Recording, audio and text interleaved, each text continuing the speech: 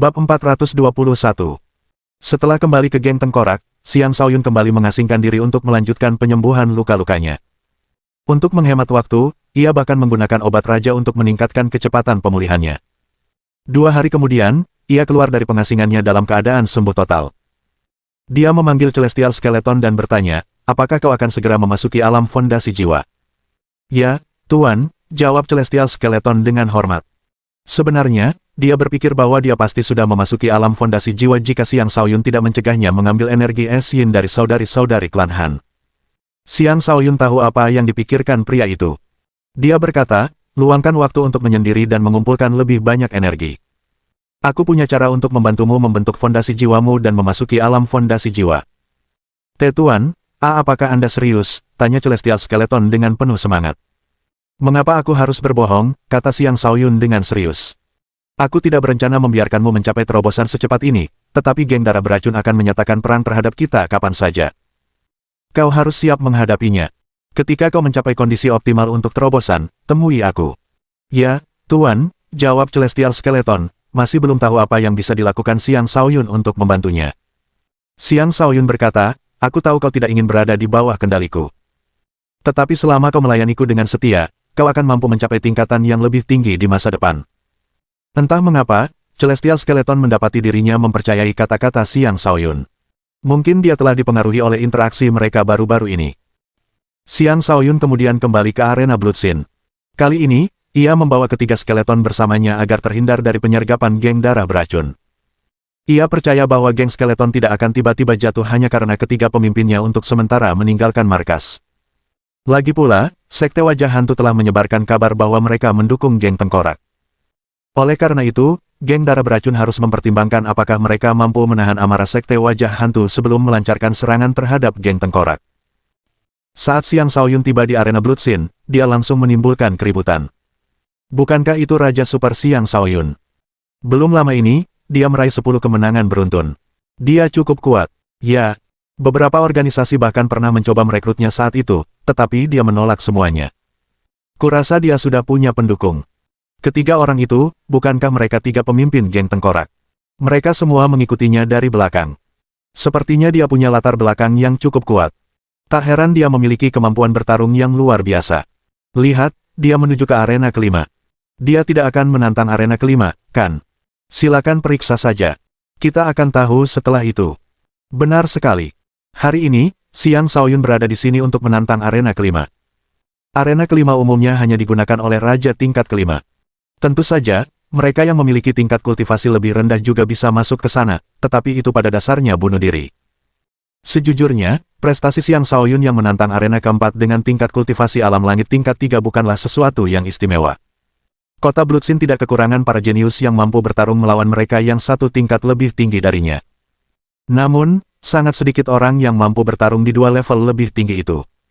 Lagi pula, Bloodsin Arena berbeda dari arena biasa. Di sini, seseorang hanya bisa pergi setelah membunuh lawannya. Oleh karena itu, siapapun akan berpikir matang sebelum benar-benar melangkah ke arena. Ini bukan permainan anak-anak. Xiang Shaoyun mendaftarkan diri untuk arena kelima dan menandatangani surat pernyataan pelepasan tanggung jawab. Sang bandar judi tampak penuh harap saat menatap Xiang Shaoyun. Setiap tahun selalu ada beberapa jenius yang menantang arena 2 tingkat lebih tinggi dari diri mereka sendiri, tetapi tidak banyak dari mereka yang bertahan. Mari kita lihat apakah anak ini bisa bertahan, pikir sang bandar judi. Saat itu, Raja Darah Terbakar muncul di suatu sudut. Ketika melihat Xiang Shaoyun, tatapan penuh kebencian terpancar di wajahnya saat ia bergumam, kau berani menantang arena kelima. Baiklah. Mari kita lihat apakah kau benar-benar cukup hebat untuk mengalahkan mereka yang berada di 2 level di atasmu. Lalu dia meneriakkan perintah, Wolf Fang, pergilah ke arena kelima dan bunuh Xiang Shaoyun itu. Seorang pria bermata dingin melangkah maju dan menjawab dengan hormat, ya, yang mulia. Wolf Fang kemudian berjalan menuju arena kelima. Dia adalah seorang pemuda yang sedang naik daun dari geng darah beracun. Dia adalah raja tingkat 5 yang juga mampu bertarung di atas kemampuannya. Dia adalah raja dari segala raja dan telah memberikan kontribusi besar kepada geng darah beracun. Dia adalah karakter kejam yang tidak pernah menunjukkan belas kasihan, bahkan tidak mengampuni wanita, orang tua, dan orang lemah. Raja Darah Membara yakin Xiang Shaoyun tidak akan selamat dalam pertempuran dengan Wolf Fang. Xiang Shaoyun berdiri di samping arena menunggu pertempuran yang sedang berlangsung berakhir. Dia mengamati kedua petarung dengan serius sambil merenungkan teknik baru yang ingin dia ciptakan. Dia mulai mencoba memprediksi gerakan mereka. Sayangnya, sangat sulit baginya untuk langsung mendapatkan kemampuan memprediksi gerakan. Mungkin diperlukan lebih banyak akumulasi pengetahuan. Memprediksi tindakan lawan di masa depan berdasarkan pergerakan mereka saat ini tampaknya sangat sulit, keluh Xiang Shaoyun dalam hati. Dia memahami kesulitan dalam menciptakan teknik baru dan tidak patah semangat. Sebaliknya, dia terus merenung, mencoba mencari poin-poin penting yang dapat dia fokuskan untuk membantunya menciptakan teknik barunya. Tak lama kemudian, salah satu dari dua petarung tewas. Sang pemenang meninggalkan arena dengan luka yang cukup parah. Kini giliran Xiang Shaoyun untuk bertarung. Lawannya bukanlah Wolf Fang, melainkan seorang ahli alam Sky Sword tingkat 5 akhir. Sebelum pertempuran, dia menginstruksikan Celestial Skeleton untuk mempertaruhkan 500.000 kristal spiritual tingkat menengah untuk kemenangannya. Pembayaran saat ini untuk kemenangan Xiang Shaoyun adalah 2:1. Dengan kata lain, dia akan memenangkan 1 juta kristal spiritual tingkat menengah dari kemenangannya. Pada umumnya, ketika seorang raja tahap ketiga menantang arena kelima, pembayarannya setidaknya 10:1. Lagi pula, petarung tersebut telah melewati 2 tahap penuh. Tetapi karena sejarah Xiang Shaoyun yang meraih 10 kemenangan beruntun, bandar judi tahu untuk tidak menggunakan tarif normal. Jika tidak, mereka akan menderita kerugian besar jika kekalahan terjadi lagi. Adegan yang sama seperti pertandingan pertama Xiang Shaoyun di arena keempat terulang kembali. Semua orang bertaruh lawannya akan menang. Meskipun sebelumnya ia menunjukkan penampilan yang memukau, itu tidak cukup untuk menanamkan kepercayaan diri yang cukup untuk membuat orang lain percaya bahwa ia bisa mengalahkan raja tingkat kelima. Tepat pada saat itu, sebuah suara malas terdengar, aku bertaruh 10.000 kristal roh kelas menengah pada anak ini. Semua orang menoleh dan mendapati bahwa penjudi jelek telah muncul lagi. Dia masih bertaruh pada Xiang Shaoyun. Begitu Ugly Gambler memasang taruhannya, bandar judi langsung mengumumkan, taruhan ditutup. Pertempuran dimulai. Bandar judi bereaksi terlalu cepat dan mereka yang ingin mengikuti taruhan Ugly Gambler hanya bisa menghela napas menyesal. Kita jelas punya lebih banyak waktu. Bagaimana mungkin mereka memulai pertempuran lebih awal? Ini benar-benar tidak masuk akal. Ya, penjudi itu hanya memasang taruhan sebesar 10.000 kristal roh tingkat menengah. Jelas, Xiang Shaoyun memiliki peluang besar untuk menang. Ya, berdasarkan hukum penjudi, hanya ketika penjudi memasang taruhan di atas 1 juta barulah para petarung akan memiliki kekuatan yang relatif seimbang. Xiang Shaoyun ini kemungkinan besar akan menang. Bab 422. Seorang kultivator alam langit tingkat 3 berani menantang arena kelima. Hari ini, izinkan aku menunjukkan betapa besarnya jurang antar tingkatan, geram lawan Xiang Shaoyun sebelum menyerang maju. Tak seorang pun yang berani melangkah ke arena itu lemah. Kehebatan bertarung mereka semua diperoleh melalui pertempuran sesungguhnya. Kultivator alam langit tingkat 5 akhir ini mampu melepaskan kehebatan bertarung yang tidak lebih lemah dari kultivator alam langit tingkat 6 biasa. Dia mengirimkan aura mengintimidasi yang menekan Xiang Shaoyun dan menyerang dengan serangan yang mendominasi.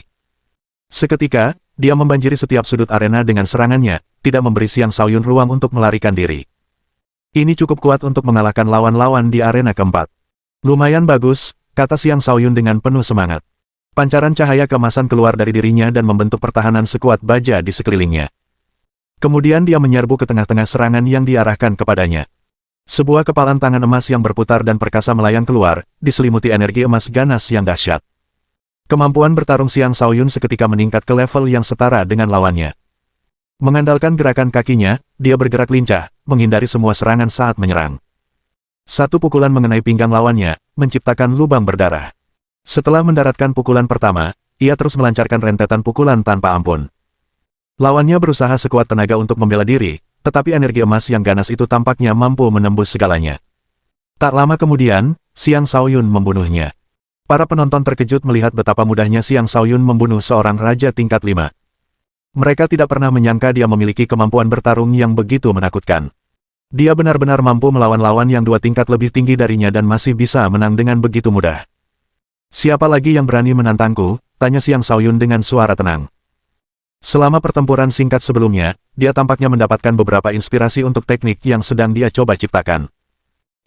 Bagaimana cara memprediksi lintasan serangan lawan sebelum melakukan serangan balik? Bahkan dengan melakukan itu, saya tetap akan selangkah lebih lambat dari lawan. Jika saya bisa membaca aliran energi lawan dan memprediksi serangan yang akan mereka gunakan, bukankah saya akan mampu mencapai apa yang saya inginkan, memprediksi gerakan lawan? Merasakan aliran energi, memahami energi. Ini tidak mungkin salah. Ini akan menjadi arah yang akan kutempuh, gumam Xiang Shaoyun dengan penuh semangat.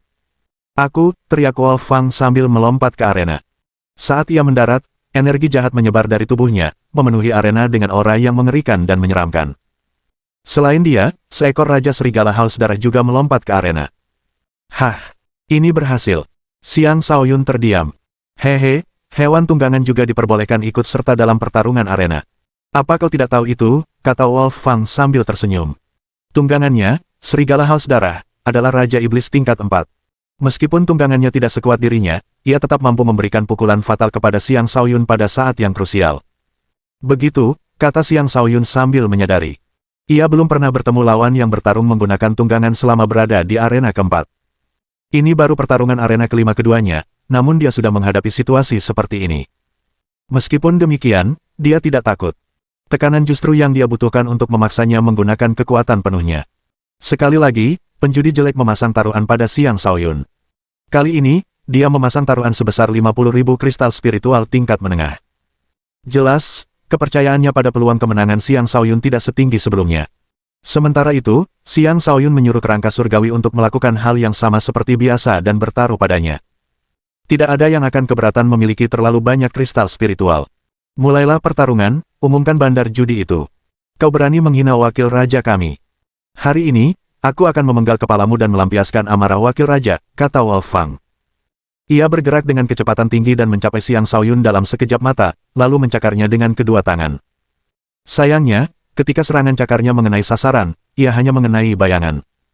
Hah, kecepatannya luar biasa, seru Wolf Fang dengan takjub. Dia berbalik ke arah lain dan menerkam Xiang Shaoyun lagi. Bersaing denganku dalam hal kecepatan. Kau masih belum cukup, pikir Xiang Shaoyun. Saat menggunakan niat gerak kakinya, dia bahkan bisa menandingi kecepatan seorang raja tingkat puncak, apalagi raja tingkat kelima seperti Wolf Fang. Xiang Shaoyun hanya menghindar dan tidak menyerang. Namun, itu bukan karena takut. Melainkan, dia mencoba merasakan aliran energi di sekitar Wolf Fang. Awalnya, dia sama sekali tidak bisa merasakan apapun. Tetapi setelah menggunakan karunia instingnya, kepekaan jiwanya meningkat pesat, memungkinkannya untuk mulai merasakan jejak energi terkecil yang mengalir di sekitar Wolf Fang. Saat Wolf Fang mencoba sesuatu, dia akan mampu menilai lintasan serangan melalui arah aliran energi.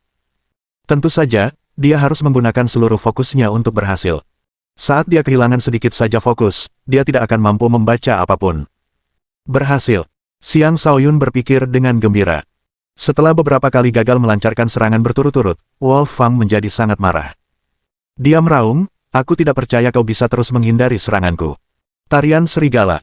Taring Serigala terpecah menjadi 5, dan kelimanya menyerang Xiang Shaoyun dari arah yang berbeda, menutup semua jalur pelarian.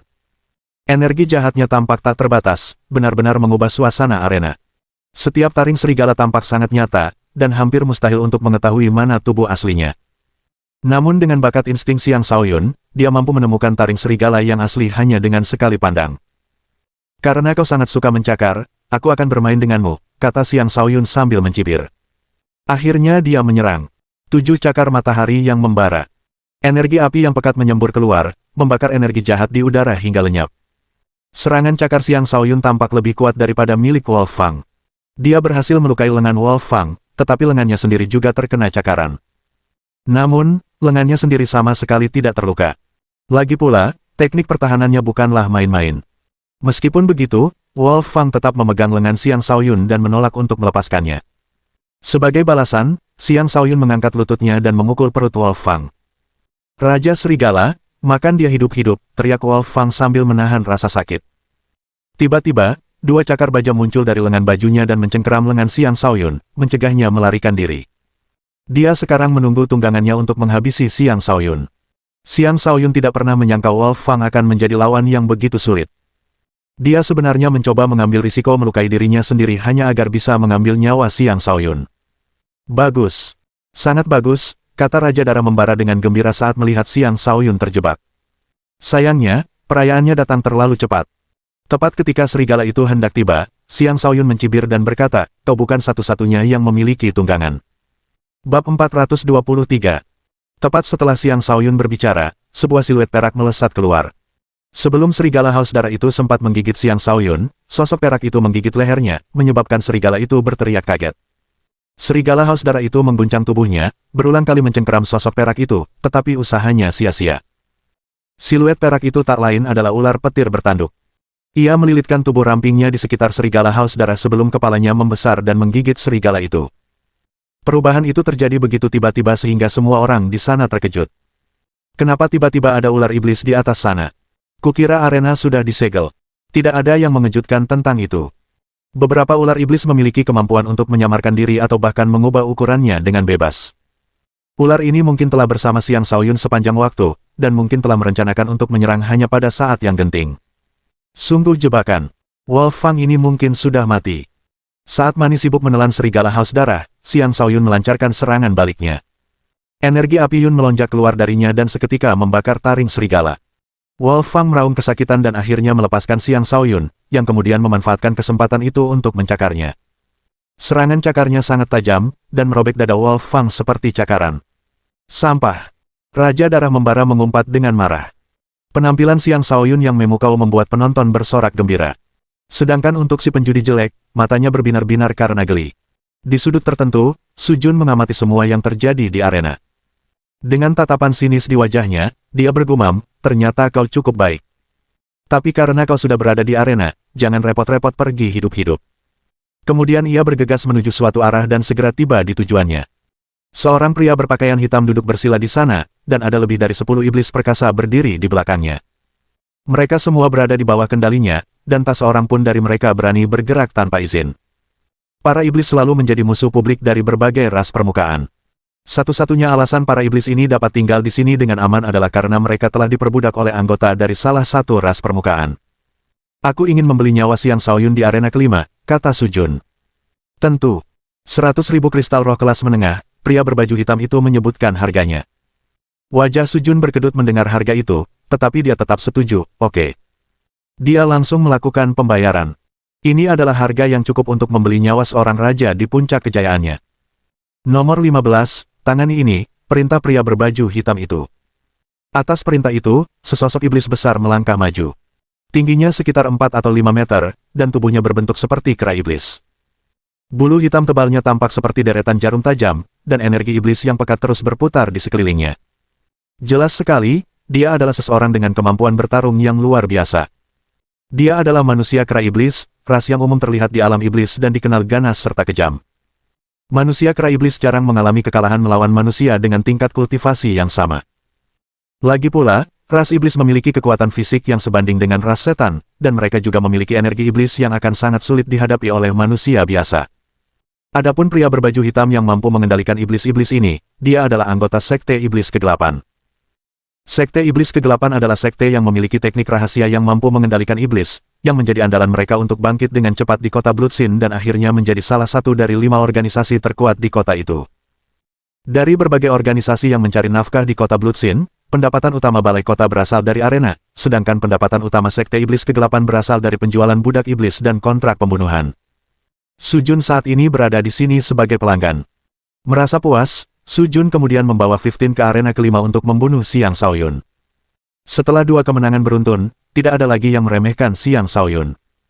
Tidak banyak orang yang berani menantangnya secara gegabah, dan penantang baru belum muncul.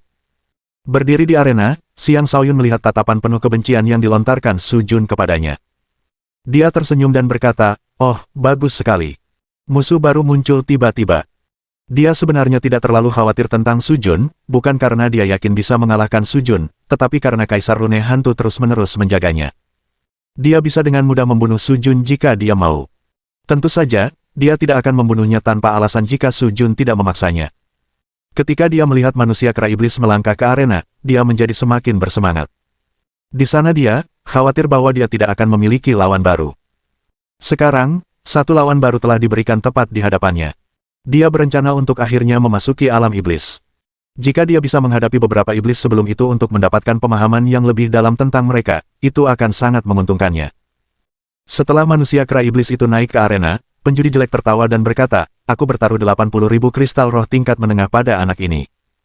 Mereka yang mengenal penjudi jelek dengan baik akan tahu bahwa tawa ini adalah tanda bahwa kecanduan judinya telah kambuh. Semakin besar jumlah yang dipertaruhkannya, semakin rendah kepercayaan dirinya untuk menang. Namun, semua orang yang hadir tahu bahwa manusia kera iblis ini sangat kuat. Karena itu, mereka harus berpikir jernih sebelum memasang taruhan kali ini, terlepas dari taruhan penjudi jelek. Berdiri di sudut yang berbeda adalah Lady Sura, yang mengenakan topengnya seperti biasa. Matanya tampak rumit saat ia menyaksikan semua yang terjadi.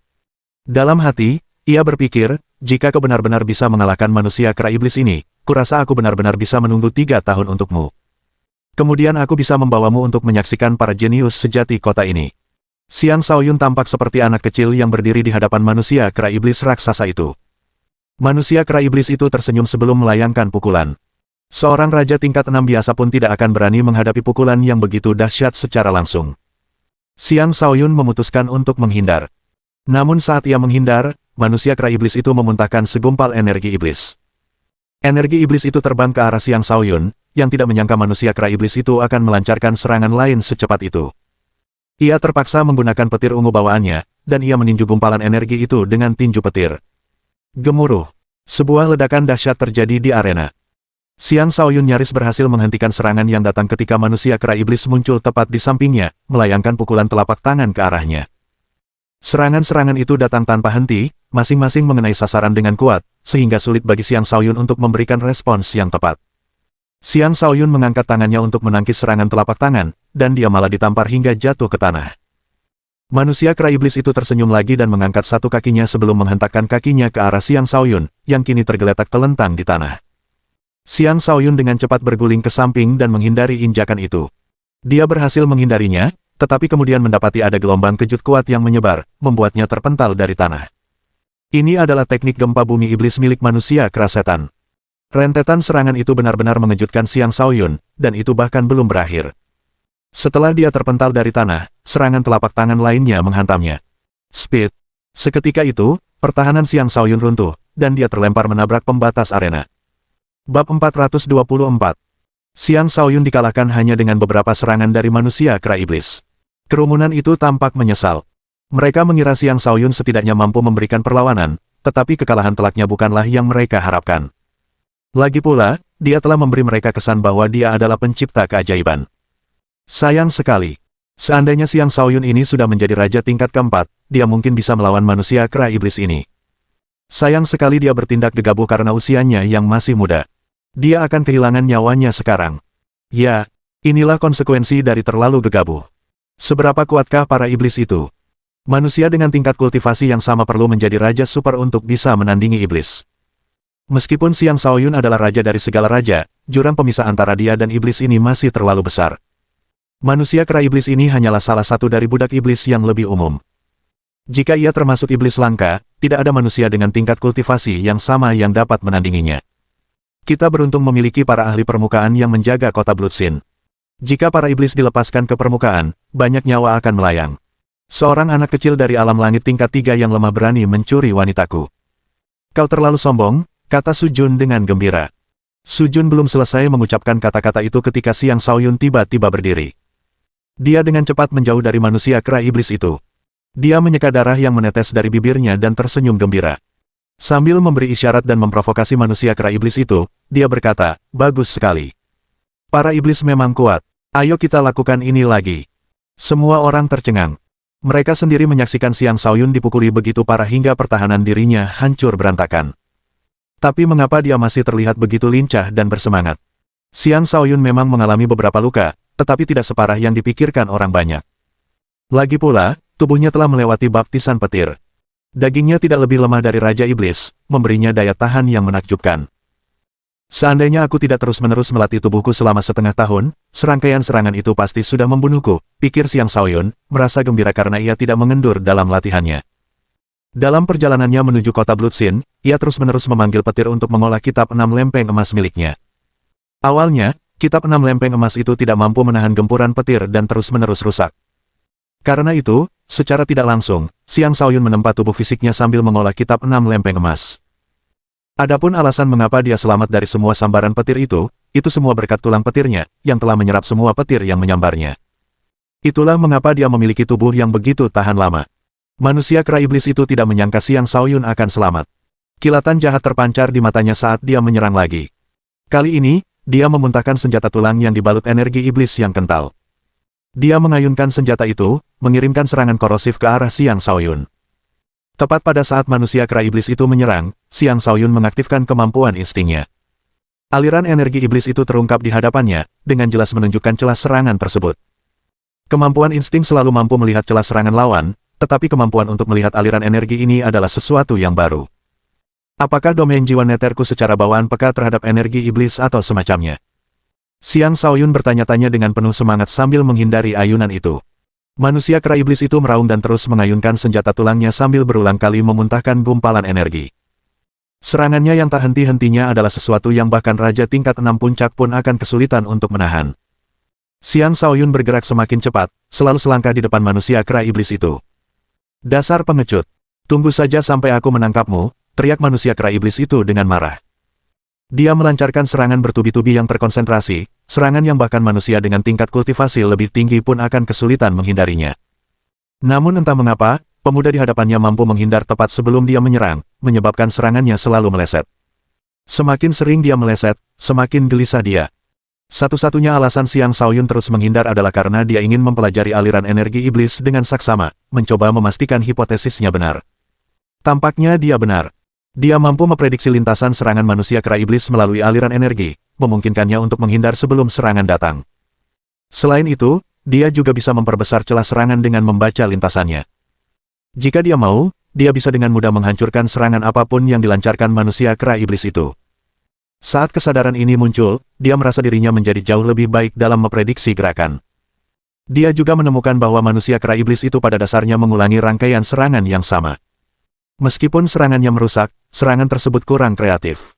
Akhirnya, dia memutuskan sudah saatnya untuk mengakhiri ini. Saatnya mengakhiri ini, kata Xiang Shaoyun saat energi naga dan harimau tiba-tiba melonjak keluar dari dirinya. Pada saat itu, dia seperti putra langit, menunjukkan sisi dominannya. Energi iblis itu luas dan perkasa, tetapi tidak dapat dibandingkan dengan energi agung dan adilku. Matilah. Kali ini, Xiang Shaoyun tidak lagi bertarung dengan tangan kosong. Pedang petir ungu muncul di tangannya saat dia memanggil 3 sambaran petir dari langit. Jejak perak terlihat di dalamnya. Itu adalah sambaran petir perak. Gemuruh. Gemuruh. Kekuatan petir yang menakjubkan membuat manusia kera iblis itu ketakutan. Meskipun begitu, dia tetap maju dan mengayunkan senjata tulangnya ke depan. Sekali lagi, Xiang Shaoyun menggunakan kemampuannya untuk memprediksi dan mengungkapkan celah serangan di depan matanya. Selanjutnya, dia menebaskan pedang petir ungu langsung ke celah tersebut. Seketika itu juga, serangan manusia kera iblis itu hancur berantakan. Pedang itu terus menebas lengan manusia kera iblis, menyebabkan darah menyembur keluar seperti air mancur. Namun, manusia kera iblis itu memiliki daging yang sangat keras, dan tebasan itu tidak mampu menembus sepenuhnya. Meskipun begitu, energi petir perak adalah momok bagi energi iblis. Sejumlah besar energi petir perak mengalir ke lengan manusia kera iblis, langsung membakar lengan itu hingga hangus, menyebabkan manusia kera iblis itu meraung kesakitan. Meskipun kesakitan, manusia kera iblis itu tetap membanting kepalanya ke kepala Xiang Shaoyun. Itu adalah sesuatu yang tidak diduga Xiang Shaoyun, dan dia pun merasa pusing. Aku akan mencabik-cabikmu hidup-hidup, raungan manusia kera iblis itu. Dia menahan rasa sakitnya dan membanting tangan satunya ke bawah. Xiang Shaoyun belum pulih dari serangan sebelumnya dan kembali terkena serangan. Manusia kera iblis itu hendak melanjutkan serangannya, tetapi Xiang Shaoyun sudah pulih dari rasa pusingnya. Dia meraung marah, kau ingin mencabik-cabikku. Kau tidak cukup kuat untuk itu. Lihat bagaimana aku akan mencabik-cabikmu. Xiang Shaoyun melayang ke langit, mengirimkan seekor naga dan seekor harimau yang meraung. Seketika, 6 kilat perak berkumpul padanya, bergabung dengan petir ungu bawaannya, dan membentuk energi pedang ungu besar yang menebas ke arah manusia kera iblis. Posisi pertama dari teknik pedang pembunuh langit 9 penguasa, tebasan petir dari langit cerah. Kekuatan petir yang dahsyat dan gemuruh guntur memenuhi hati orang-orang di sana dengan rasa takut. Rasa takut juga tampak di wajah manusia kera iblis itu, tetapi dia tetap berdiri tegak dan melakukan perlawanan terakhir. Segumpal energi iblis melesat keluar dari mulutnya menuju energi pedang yang datang dalam upayanya untuk memblokir serangan fatal tersebut. Gemuruh. Gemuruh. Bab 425. Suara ledakan bergemuruh sementara penghalang pertahanan di sekitar arena bergetar, tampak seperti akan runtuh. Tentu saja, itu hanya ilusi, karena penghalang itu berstandar kaisar. Bagaimana mungkin para raja bisa menghancurkannya? Pada saat semuanya tenang, manusia kera iblis itu telah terbelah menjadi 2, meninggalkan genangan darah kotor di permukaan arena. Adapun Xiang Shaoyun, dia berdiri di sana dengan pedang petir ungu di tangannya, terengah-engah. Lengannya gemetar, dan jelas dia telah menghabiskan banyak energinya dalam serangannya. Semua orang terdiam lama. Tak seorang pun dari mereka menyangka Xiang Shaoyun akan membalikkan keadaan dan membunuh manusia kera iblis itu. Tidak jauh dari situ, anggota Sekte Iblis Kegelapan membuka matanya dan bergumam, "Kau berani membunuh budak iblisku? Baiklah, kau akan menjadi budakku yang baru." Namun tepat setelah dia mengatakan itu, seorang pria parubaya muncul tanpa suara di sampingnya dan berkata, "Jun Siji, dia bukan orang yang bisa kau sentuh. Lupakan saja apapun yang kau pikirkan."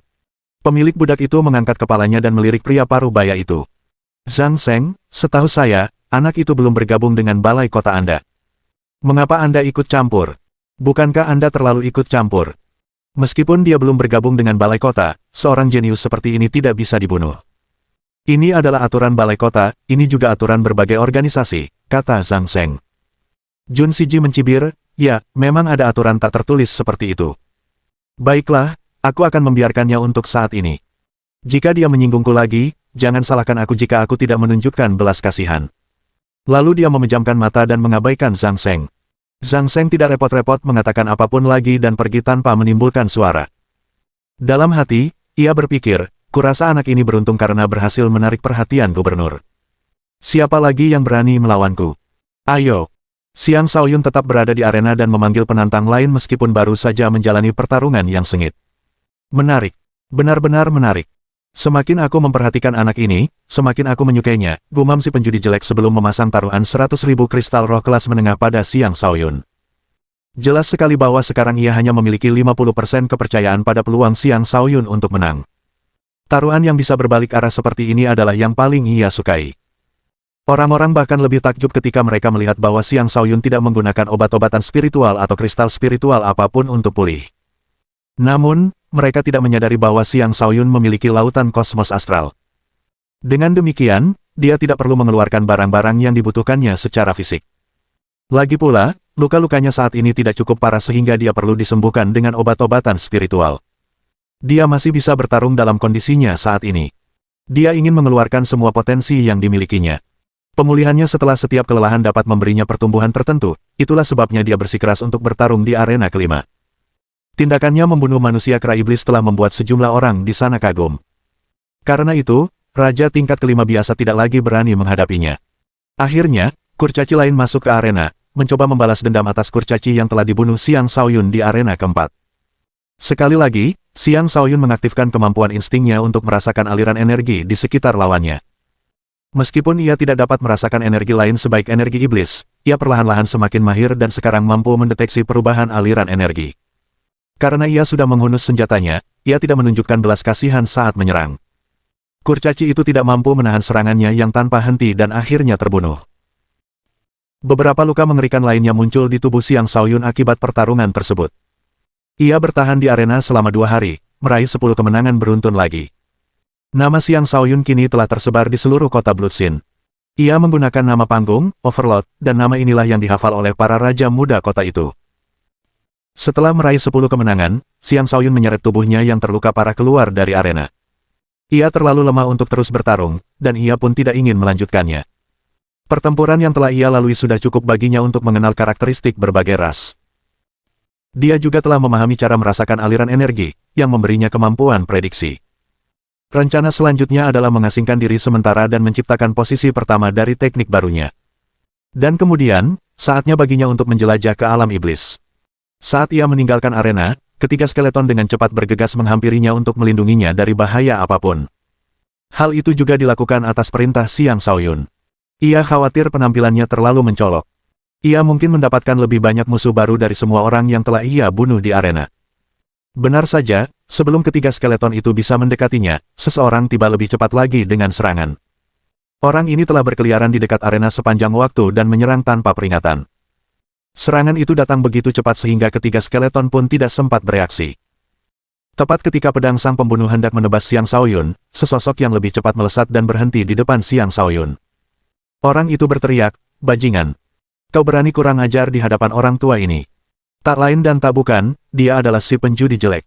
Dengan lambaian tangannya, dia melemparkan rantai dan membelah sang pembunuh menjadi 2, mengejutkan kerumunan di sekitar mereka. Semua orang segera mundur karena takut akan murka si penjudi jelek meskipun mereka tidak melakukan apapun. Tak seorang pun menyangka bahwa penjudi jelek akan bertindak. Pembunuh bayaran itu setidaknya adalah seorang kaisar tingkat atas, namun penjudi jelek telah membelahnya menjadi dua dengan satu pukulan. Jelas sekali betapa kuatnya penjudi jelek. Penjudi jelek mengabaikan tatapan terkejut semua orang dan mengirimkan auranya ke arah mayat pembunuh bayaran itu, seketika merobek pakaian pembunuh bayaran tersebut dan memperlihatkan tato tikus ganas. Jadi dia anggota pembunuh tikus. Pantas saja dia begitu kurang ajar, kata penjudi jelek sambil mencibir. Seorang anggota pembunuh tikus. Siapa yang menghabiskan begitu banyak uang untuk menyewa salah satu dari mereka untuk membunuh Xiang Shaoyun? Para pembunuh tikus bagaikan wabah yang mampu menembus segalanya. Tidak seorang pun akan pernah tahu di mana mereka bersembunyi pada waktu tertentu, dan mereka jarang gagal dalam pembunuhan. Xiang Shaoyun ini beruntung memiliki gambler yang melindunginya. Benar sekali. Meskipun para pembunuh tikus tidak memiliki banyak pengaruh di kota Bloodsin, di seluruh gurun barat, mereka dianggap sebagai organisasi besar dan kuat yang jarang ingin disinggung oleh siapapun. Siapapun yang menyinggung mereka harus selalu waspada terhadap para pembunuh. Sepertinya berprestasi terlalu baik ternyata bukanlah hal yang baik. Jika Xiang Shaoyun ini tidak memiliki pendukung, dia akan kesulitan untuk maju. Kami telah mengecewakan Anda, Tuan Muda Xiang. Ketiga skeleton itu segera meminta maaf ketika akhirnya tiba di hadapan Xiang Shaoyun. Jika dia dibunuh, mereka bertiga juga akan mati. Membayangkan hal itu saja membuat mereka gemetar ketakutan. Mengabaikan mereka, Xiang Shaoyun menyeka keringatnya dan melangkah maju. Dia berkata kepada penjudi jelek, "Terima kasih, Tuan Penjudi, karena telah menyelamatkan saya." Dia sudah mengetahui dari ketiga skeleton bahwa Ugly Gambler adalah salah satu dari 7 penjahat terkenal di kota Bloodsin. Hehe, kata-kata tidak berarti banyak. Akan kuberikan kau kesempatan untuk membalas budiku. Pasang taruhan besar denganku, kata penjudi jelek sambil tertawa jahat. Kemudian dia mencengkeram Xiang Shaoyun, dan keduanya menghilang begitu saja. Bab 426. Si penjudi jelek telah menangkap Xiang Shaoyun begitu tiba-tiba sehingga tidak ada yang menduganya. Lagi pula, dia melakukannya secara tiba-tiba tepat setelah menyelamatkan Xiang Shaoyun. Ketiga skeleton ingin mengejar, tetapi mereka bahkan tidak dapat melihat si penjudi jelek dimanapun. Sialan penjudi jelek itu, umpat ketiga kerangka itu sebelum berpencar untuk mencari jejaknya. Lady Sura, yang mengamati pertempuran dari samping, juga panik. Ia berpikir dalam hati, pemimpin sekte telah memerintahkanku untuk melindunginya dengan baik. Aku tidak bisa membiarkan sesuatu terjadi padanya. Kemudian ia melepaskan sinyal darurat sekte wajah hantu dan mengumpulkan anggota mereka untuk bersiap mencari penjudi jelek. Zhang Sheng dari balai kota melakukan hal yang sama. Dia dengan cepat mengumpulkan beberapa orang untuk mencari Xiang Shaoyun. Seolah-olah badai tiba-tiba melanda kota Bloodsin. Sementara itu, satu-satunya yang bisa dilihat Xiang Shaoyun hanyalah bayangan buram di depan matanya. Dia tidak bisa melihat sekelilingnya dengan jelas. Bahkan domain jiwa neternya pun tidak berfungsi. Apa yang dipikirkan orang tua ini, gumam Xiang Shaoyun dengan bingung. Dia tahu bahwa di kota Bloodsin, orang-orang bisa bertindak sangat tidak masuk akal. Sangat mungkin Ugly Gambler menangkapnya hanya karena dia ingin. Tapi dia bingung karena dengan kekuatannya, dia terlalu lemah bahkan untuk dianggap berharga oleh Ugly Gambler. Setelah beberapa waktu yang tidak diketahui, Ugly Gambler melemparkannya ke tanah. Bang! Si penjudi jelek tidak berusaha mengurangi dampak jatuhnya. Namun, dia juga tidak menggunakan kekuatan apapun saat melempar. Meskipun begitu, jatuhnya tetap membuat Xiang Shaoyun merasa pusing.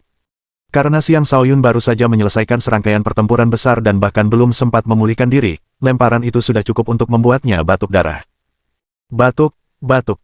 Setelah batuk beberapa kali, Xiang Shaoyun akhirnya bisa duduk dengan lemah. Dia menatap penjudi jelek dan bertanya, "Tuan, mengapa Anda membawa anak ini ke sini?" Diam-diam dia menggunakan beberapa kristal roh di lautan kosmos astralnya, berusaha sekuat tenaga untuk memulihkan kemampuan bertarungnya. Namun, dia tidak berani menggunakan tetesan cairan petir yang dimilikinya, karena dia tidak ingin memperlihatkannya kepada penjudi jelek. Namun tepat setelah dia mengajukan pertanyaan itu, penjudi jelek melemparkan sebuah pil ke mulutnya. Begitu pil itu masuk ke mulutnya, dia merasakan kekuatan penyembuhan yang tak terbatas membanjiri tubuhnya, dan luka-lukanya mulai sembuh dengan cepat. Xiang Shaoyun segera mengerti bahwa itu adalah pil penyembuhan tingkat tinggi.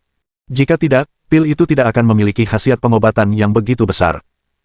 Dia mengosongkan pikirannya dari semua pikiran dan duduk bersila sebelum menerapkan metode kultivasinya untuk meningkatkan kecepatan tubuhnya memproses kekuatan pengobatan tersebut.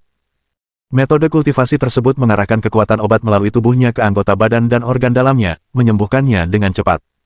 Pada saat yang sama, kemampuan bertarungnya juga pulih dengan cepat. Pil yang baru saja diberikan oleh penjudi jelek bukanlah pil biasa. Pil itu bahkan dapat menyembuhkan seorang kaisar sepenuhnya, apalagi seorang raja tingkat 3 yang kecil seperti Xiang Shaoyun.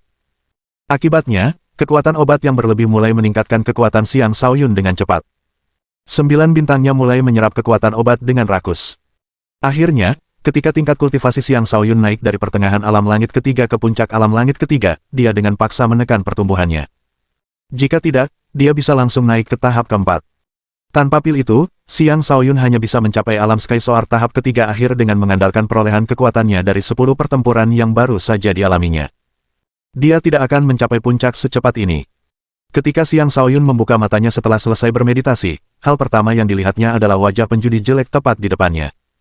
Dia hampir melompat karena kaget. Meskipun demikian, dia masih sedikit tersentak, dan penjudi jelek segera berkata dengan nada tidak senang, "Apa? Kau punya masalah denganku karena aku jelek?" Xiang Shaoyun tahu segalanya akan menjadi buruk ketika dia melihat wajah jahat penjudi jelek itu. Dia dengan cepat melambaikan tangannya dan berkata, "Tidak, tentu saja tidak.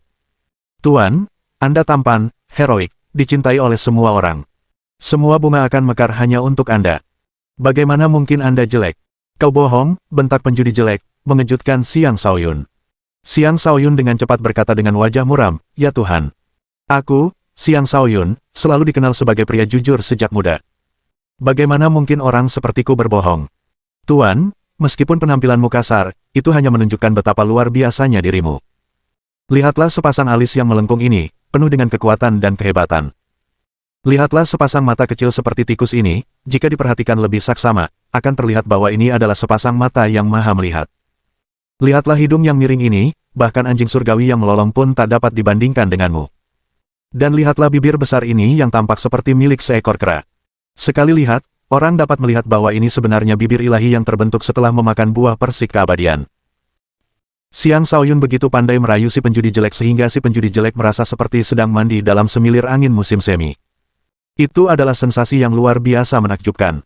Sejak lahir, ia tidak pernah berhenti dihina karena penampilannya.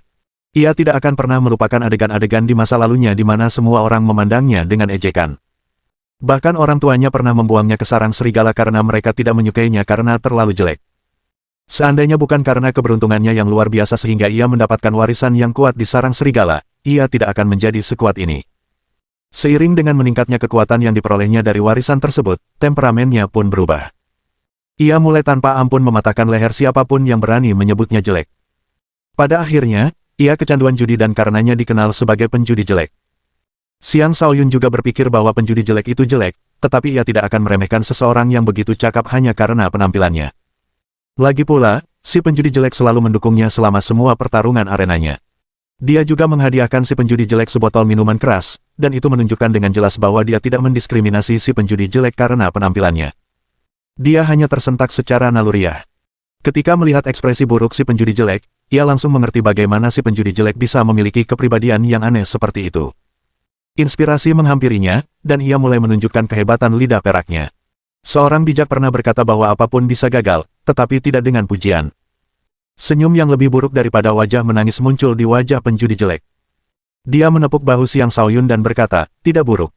Tidak buruk sama sekali. Kau pantas menjadi anak yang menarik perhatianku. Kata-katamu enak didengar dan benar. Aku memang telah memakan obat suci, buah persik keabadian, untuk mendapatkan kekuatan yang kumiliki hari ini. Bagaimana orang-orang biasa itu bisa mengerti aku? Tepat sekali. Omong-omong, aku ingin tahu, mengapa kau membawaku ke sini, Tuan Penjudi?" Xiang Shaoyun memanfaatkan kesempatan itu untuk menyela pertanyaannya. Ia mendapati dirinya berada di sebuah ruangan batu yang sederhana. Ia tidak tahu di mana ia berada, tetapi kemungkinan besar itu adalah rumah si penjudi jelek. "Aku membawamu ke sini karena aku punya kesempatan besar untukmu. Jika kau bisa meraihnya, kau akan bisa bangkit seperti ikan mas yang berubah menjadi naga," kata penjudi jelek dengan serius. "Dalam 3 hari, seorang gadis jenius dari klan Yu akan mengadakan jamuan makan di paviliun bulan Yu. Hanya raja di bawah usia 30 tahun yang akan diundang. Para raja muda ini akan diundang untuk bergabung dengannya dalam perjalanan ke alam iblis. Tujuannya adalah angin iblis Yin, yang akan membantunya tumbuh lebih kuat dan mendorongnya ke alam kaisar. Dia kemudian akan memenuhi syarat untuk menjadi gadis suci klan Yu berikutnya. Jika kau dapat membantunya mendapatkan angin iblis Yin, kau mungkin bisa mendapatkan cintanya dan menjadi menantu klan Yu." Bab 427.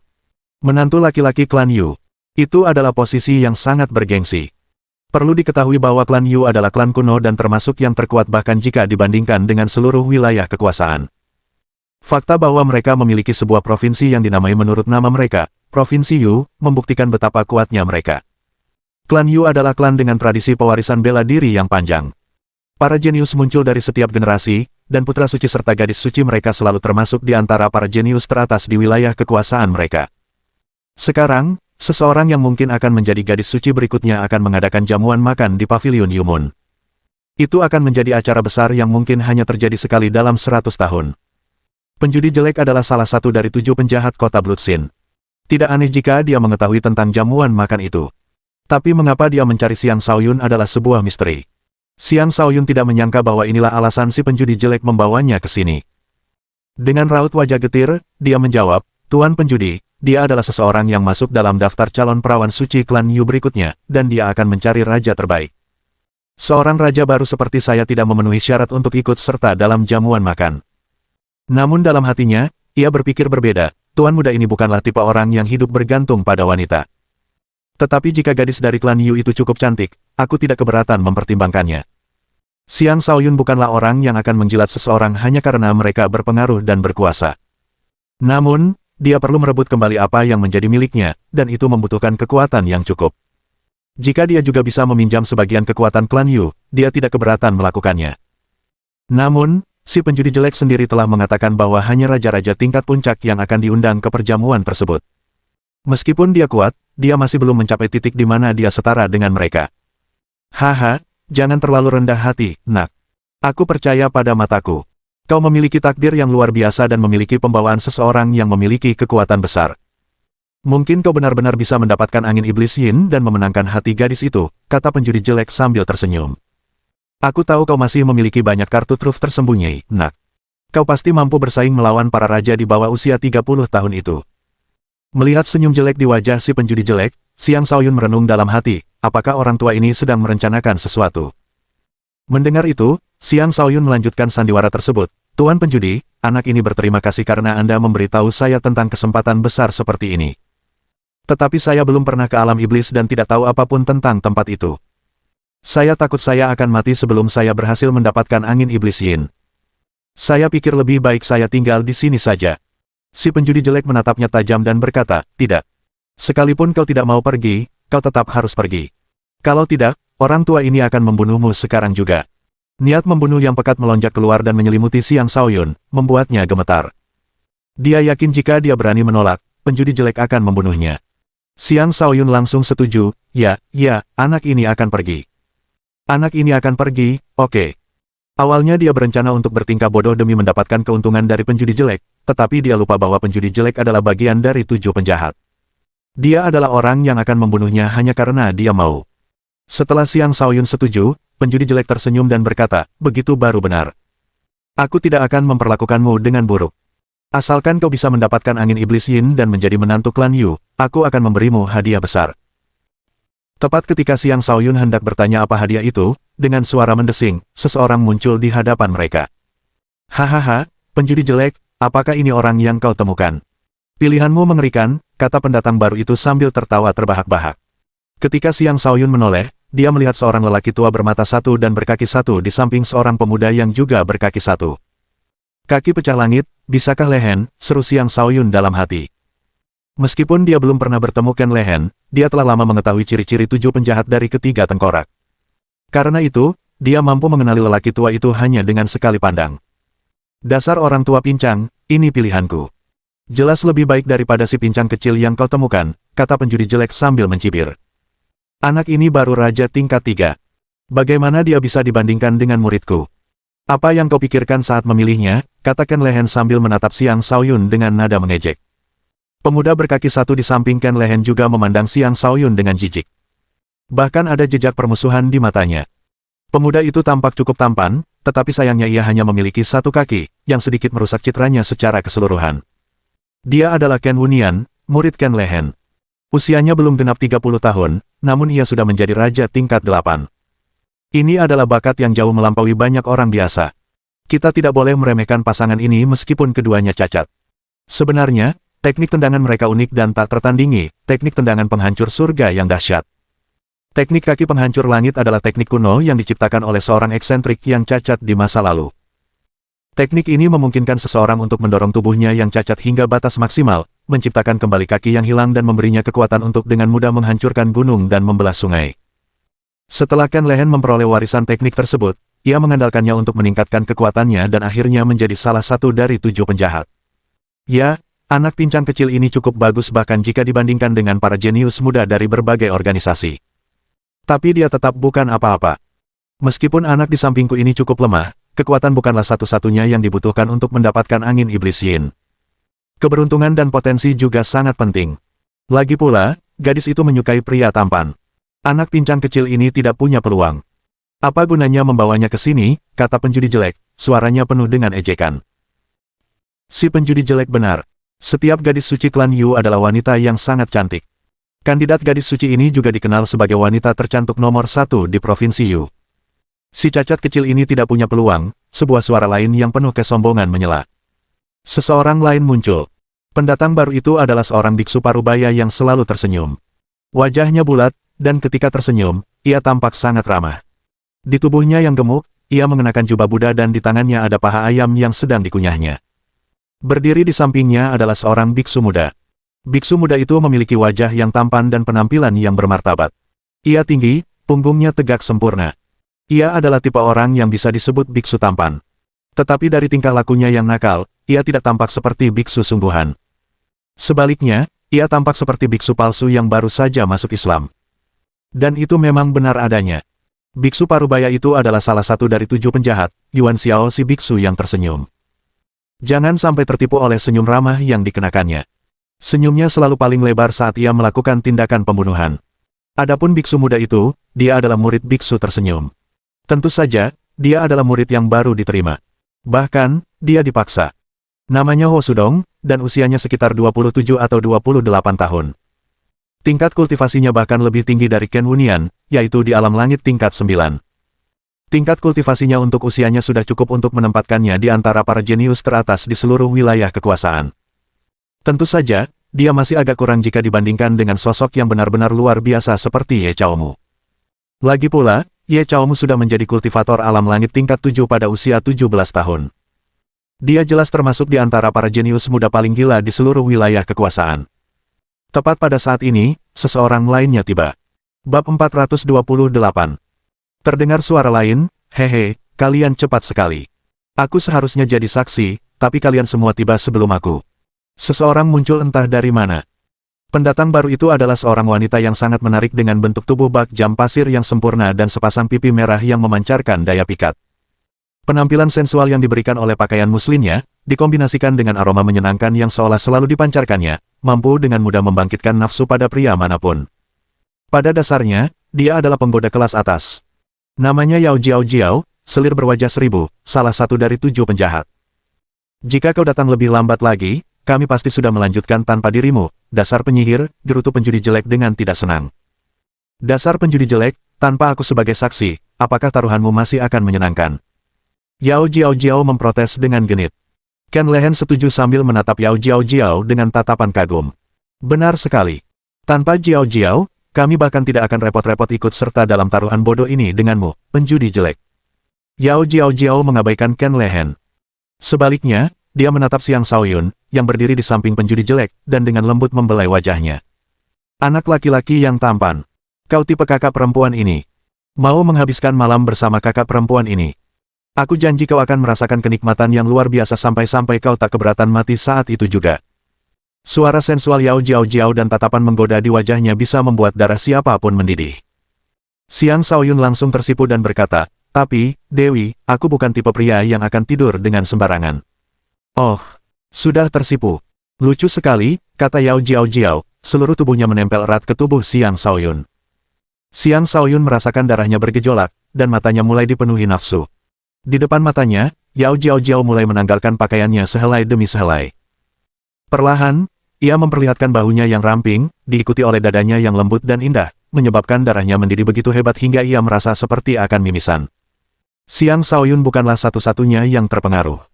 Ken Wunian dan Huo Sudong juga menunjukkan ekspresi nafsu di wajah mereka. Mereka semua tampak perlahan kehilangan kendali atas diri mereka sendiri. Tepat ketika Xiang Shaoyun hampir kehilangan kendali sepenuhnya atas pikirannya sendiri, ikat kepala jiwa naga neter miliknya melepaskan gelombang energi tak berwujud yang menyapu tubuhnya dan membangunkannya dari keadaan yang dialaminya. Baru sekarang ia menyadari bahwa Yao Jiao sebenarnya masih berdiri 2 meter darinya. Ia tidak pernah mendekatinya, dan juga tidak menanggalkan pakaiannya.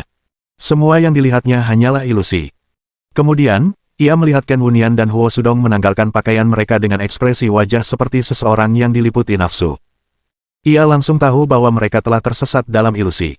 Teknik rayuan yang sangat ampuh, seru Xiang Shaoyun dalam hati. Ia selalu membanggakan dirinya sebagai orang yang berpikiran kuat. Namun sebelum Yao Jiao, kekuatan mentalnya tampak begitu rapuh. Hal yang sama berlaku untuk Ken Wunian dan Huo Sudong. Hal itu hanya membuktikan bahwa jurang pemisah antara mereka dan Yao Jiao terlalu lebar. Xiang Shaoyun yakin bahwa jika ia berada pada tingkat kultivasi yang sama, ia akan mampu menahan godaan wanita itu. Bangun, teriak Ken Lehen dan Yuan Xiao bersamaan, membangunkan murid mereka masing-masing. Keduanya terbangun dan tersentak kaget. Mereka tidak berani lagi menatap Yao Jiao. Jiao, jangan gunakan sutra mantra kosmikmu di sini. Anak-anak ini tidak sanggup menanggungnya, kata Ken Lehen. Yuan Xiao tertawa, haha, Yao Jiao, jika kau menginginkan seorang pria, kau selalu bisa datang kepadaku. Aku akan membuatmu puas. Yuan Xiao tidak berusaha menyembunyikan hasrat yang kuat di matanya saat berbicara. Sangat jelas bahwa pikirannya dipenuhi dengan pikiran-pikiran tidak senonoh tentang Yao Jiao. Hehe, tentu. Silakan datang ke tempat tidurku malam ini jika kamu berani, ajak Yao Jiao sambil tersenyum lebar. Haha, tidak terima kasih. Aku masih belum bosan hidup, kata Yuan Xiao. Dari 7 penjahat, selir berwajah banyak Yao Jiao berada di peringkat ketiga. Dia sangat kuat, dan hanya sedikit pria yang berani tidur dengannya. Ada juga desas-desus yang tersebar luas bahwa dia menguasai teknik di mana dia mencabut energi yang untuk mengisi kembali yin-nya dan telah tidur dengan banyak pria untuk meningkatkan kultivasinya. Tentu saja, itu masih desas-desus dan tidak banyak orang yang tahu apakah itu benar. Aku sudah tahu. Kau memang selalu pengecut dan mesum, kata Yao Jiao sambil menatap Yuan Xiao tajam. Kemudian ia menatap Xiang Shaoyun dan berkata, adik kecil ini lebih sesuai dengan seleraku. Meskipun lemah, ia tetap memiliki potensi besar. Pilihan yang bagus, penjudi jelek. Tentu saja. Aku pasti akan memenangkan taruhan ini, seru si penjudi jelek dengan percaya diri. Ken Lehen berkata dengan sedih, masih terlalu dini bagimu untuk mengatakan itu. Dengan sedikit kekuatan ini, dia akan mati begitu memasuki alam iblis. Baiklah, mari kita hentikan pertengkaran ini. Yao Jiao, kau akan menjadi saksi untuk melihat siapa di antara ketiga orang ini yang akan mendapatkan angin iblis yin dan menjadi kandidat menantu klan Yu, kata Yuan Xiao. Semua anak muda itu sebenarnya dibawa ke sini untuk memperebutkan posisi menantu klan Yu. Jika orang-orang dari klan-klan besar itu mengetahui tentang taruhan ini, mereka mungkin akan mencemooh mereka karena terlalu ambisius. Perlu diketahui bahwa berbagai organisasi telah mengirimkan yang terkuat dari kaum muda mereka ke sini untuk merebut angin iblis yin dan menjalin hubungan dengan klan Yu. Di mata mereka, taruhan 7 penjahat ini hanyalah lelucon. Ketujuh penjahat itu mungkin kuat, tetapi mereka memiliki temperamen yang jahat dan selalu beroperasi secara independen. Karena itu, murid-murid pilihan mereka pun akan dipandang rendah. Yao Jiao mulai berkata, baiklah. Aku akan. Suara lain terdengar, mengapa kalian bertaruh tanpa aku? Apakah kalian meremehkan aku? Suara itu sekeras guntur, meninggalkan suara mendengung di telinga semua orang. Ketiga anak muda itu paling menderita karena darah mereka mendidih dan mereka hampir batuk darah hanya karena teriakan itu. Untungnya, orang-orang yang membawa mereka ke pertemuan itu telah melindungi mereka dari gelombang suara, mencegah mereka mengalami cedera apapun. Pendatang baru itu adalah seorang pria parubaya yang tinggi dan tegap. Ia juga memiliki wajah jelek yang hanya sedikit lebih baik daripada wajah penjudi jelek. Bahkan, ia sedikit menyerupai seorang kanibal, dengan mulut besarnya yang menonjol. Ketika ia membuka mulutnya, taringnya yang tajam terlihat jelas, menampilkan pemandangan yang menakutkan. Orang ini adalah Silai, si mulut pemakan manusia, yang menduduki peringkat kedua di antara 7 penjahat. Selir berwajah beragam Yao Jiao, biksu tersenyum Yuan Xiao, penjudi jelek Pan Nanyang, dan kaki perusak langit Ken Lehen semuanya menunjukkan ekspresi ketakutan ketika mereka menatap Silai. Silai si mulut pemakan manusia tidak hanya sangat kuat, tetapi juga memiliki darah kanibal yang mengalir di nadinya. Dia adalah orang yang benar-benar telah berpesta daging manusia.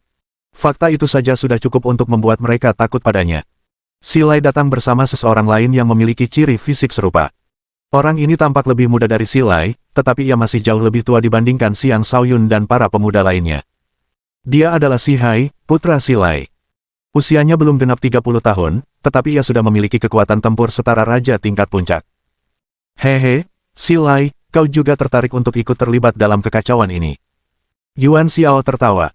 Daging lembut gadis klan Yu akan menjadi hidangan lezat yang sempurna untuk putraku, jawab Si Lai dengan nada mengancam. Bab 429. Xiang Shaoyun tidak pernah membayangkan bahwa dia akan bertemu dengan 5 dari 7 penjahat legendaris di hari yang sama. Dia merasakan hawa dingin menjalar di punggungnya saat melihat mereka. Dan ketika dia mendengar bagaimana Si Lai berbicara tentang kandidat gadis suci klan Yu, dia diliputi rasa jijik dan mulai merasa mual. Tak heran mereka dikenal sebagai penjahat. Mereka benar-benar sekelompok orang yang tidak normal, pikir Xiang Shaoyun. Si Lai, ini taruhan kita. Jika kau ingin ikut serta, kau juga harus mengikuti aturannya. Jika niatmu adalah untuk memakan seseorang dari klan Yu, jangan libatkan kami, keluh penjudi jelek dengan kesal. Kenapa? Apa kau punya masalah denganku, penjudi jelek?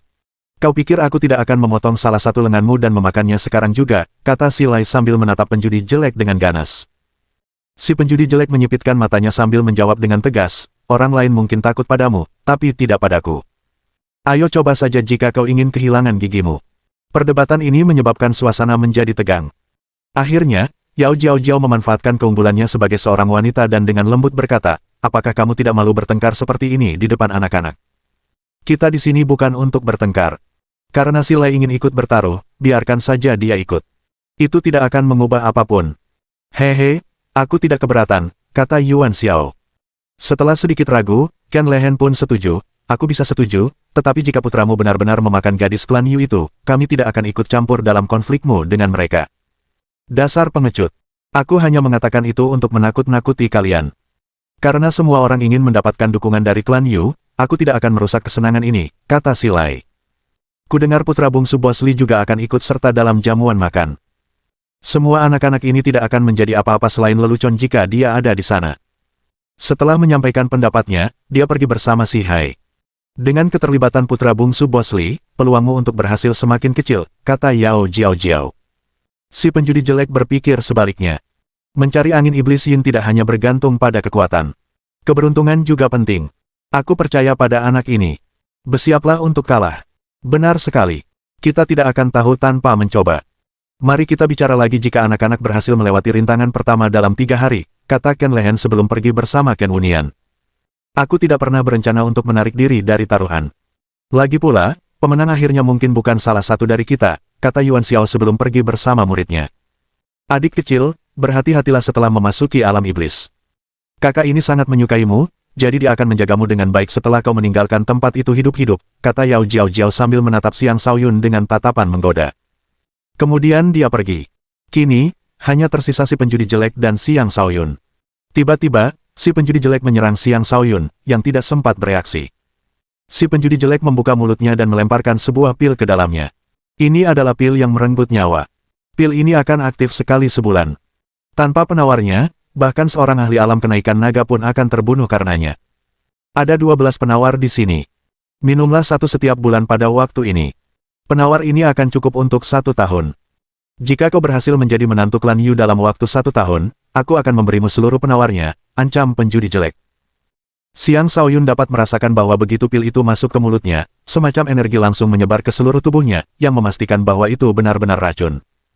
Tuan penjudi, mengapa Anda menyandera saya seperti ini? Anda seharusnya mempercayai karakter saya, kata Xiang Shaoyun dengan cemberut. Dia mengira bahwa hanya kata-katanya saja sudah cukup, tetapi ternyata penjudi jelek itu sama sekali tidak mempercayainya. Hehe, ini taruhan penting, jadi aku tidak bisa ceroboh. Karena itu, kau harus berusaha sebaik mungkin. Tidak masalah apakah kau melakukannya dengan sukarela atau tidak. Jika kau gagal, kau mati, kata penjudi jelek sambil mencibir. Seluruh tubuh Xiang Shaoyun menjadi dingin. Untuk pertama kalinya, ia merasa kehilangan kendali atas takdirnya sendiri. Ia bersumpah dalam hati, aku harus memikirkan cara untuk menghilangkan racun ini. Si penjudi jelek sepertinya tahu apa yang dipikirkan Xiang Shaoyun saat dia berkata, jangan repot-repot mencoba menghilangkan racunnya. Ini adalah pil yang dimurnikan menggunakan 49 jenis racun. Sangat sedikit orang yang mampu menghilangkan racun seperti ini, dan sangat mudah untuk memicu toksisitas di dalam pil tersebut. Upaya ceroboh apapun bisa membunuhmu, jadi jangan bodoh. Lalu dia mengabaikan Xiang Shaoyun dan menghilang tanpa jejak. Xiang Shaoyun berdiri termenung. Ia bergumam dengan muram, dasar bajingan tua. Suatu hari nanti, aku akan menjadikanmu pelayanku dan mempekerjakanmu sampai mati. Dia tidak pernah menyangka bahwa sedikit ketenaran yang didapatnya dari pertarungan arena akan menyeretnya ke dalam bencana seperti ini. Dia tidak tahu apa isi taruhan para penjahat itu, tetapi dia yakin itu bukan taruhan sederhana. Jika tidak, mereka tidak akan repot-repot mengerahkan begitu banyak usaha untuk itu. Tetapi tidak ada gunanya memikirkan semua itu untuk saat ini. Prioritasnya adalah membersihkan tubuhnya dari racun. Racun penjudi jelek bukanlah racun biasa. Kemungkinan besar racun itu sudah menyebar ke seluruh tubuhku. Penawar biasa tidak akan ampuh. Aku perlu menemukan salah satu obat suci legendaris agar punya kesempatan untuk menyembuhkan diriku sendiri. Tapi obat suci sangat langka. Bahkan Sekte Ziling pun tidak bisa menyediakannya untukku. Sepertinya aku harus bekerja keras untuk menjadi menantu klan Yu sebelum melakukan hal lain, simpul Xiang Shaoyun. Kemudian dia mulai mencari jalan kembali. Setelah mencari-cari, dia menyadari bahwa dia telah mencapai perbatasan wilayah kota Bloodsin. Butuh waktu cukup lama baginya untuk kembali. Saat kembali, beberapa kelompok menemukannya, termasuk anggota geng tengkorak dan petugas balai kota. Petugas balai kota pergi tanpa suara ketika melihat Xiang Shaoyun selamat. Hanya anggota geng tengkorak yang mendekatinya. Dia tidak mengikuti mereka kembali ke geng tengkorak. Sebaliknya, dia langsung pergi ke ruang terlarang hantu pemangsa. Dia berada di sana untuk melihat apakah Jinwo telah berhasil memasuki alam Kaisar Iblis tahap ketiga. Jika Jinwo telah mencapai tahap ketiga, dia akan membawanya ke alam iblis. Lagi pula, dia hampir dibunuh di arena. Dia merasa ada seseorang yang memusuhinya yang memperhatikannya. Dengan Jinwo di sisinya, dia akan merasa jauh lebih aman. Adapun ketiga skeleton itu, meskipun mereka kuat, tidak praktis untuk membawa mereka ke alam iblis. Lagi pula, seseorang yang ingin menjadi menantu klan Yu mungkin harus mengandalkan dirinya sendiri daripada bantuan dari luar. Jika tidak, tidak ada gunanya bagi nona muda untuk mengadakan jamuan makan di pavilion bulan Yu. Ketika Xiang Shaoyun kembali ke ruang terlarang, ia disambut oleh pemandangan Jinwo yang tampak bosan sedang bersantai di halaman dalam wujud aslinya. Ketika melihat Xiang Shaoyun, ia segera menyapa dengan gembira, "Yang mulia, Anda akhirnya kembali. Sepertinya terobosanmu berhasil. Ayo, aku akan mengajakmu keluar," kata Xiang Shaoyun sambil tersenyum. Bab 430. Di sebuah halaman yang tenang di kota Bloodsin, seorang pemuda diam-diam mendengarkan laporan yang diberikan oleh seorang kaisar yang penuh hormat kepadanya.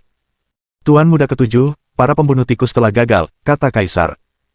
Pemuda itu berpakaian sederhana, namun hal itu tidak mengurangi penampilannya yang gagah dan tampan.